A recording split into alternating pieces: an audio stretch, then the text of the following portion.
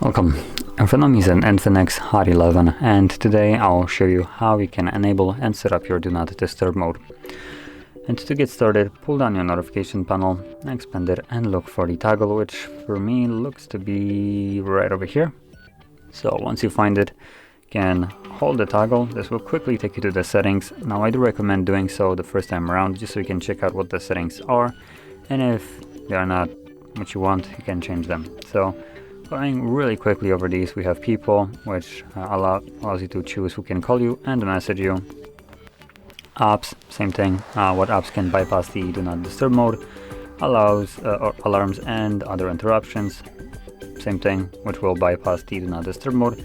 Then we have a schedule mode, which allows you to set up a schedule, so your Do Not Disturb mode will turn on and off automatically. If you're planning to use this, do make sure that it is enabled right over here, like so. And you don't need to do anything extra.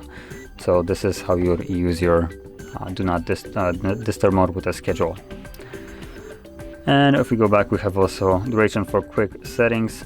This just defines what happens when you press on that button in your notifications. Display options for hidden notification. Just you can select how notifications will appear during this mode. And then Do Not Disturb, which is just a turn on toggle right here. So once you went through the settings and customize them, you can just close this and never come back there again, assuming you don't want to change any settings. And when you want to use your Do Not Disturb mode in a manual mode, all you need to do is tap on the toggle, it will turn on. As you can see, it also turns on right here. And there we go, it's now enabled. And once you're done with it, you can simply find the toggle again, click on it once more, and it will turn off.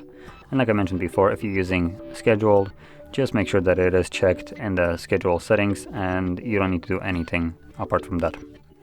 So that being said, if you found this very helpful, don't forget to hit like, subscribe, and thanks for watching.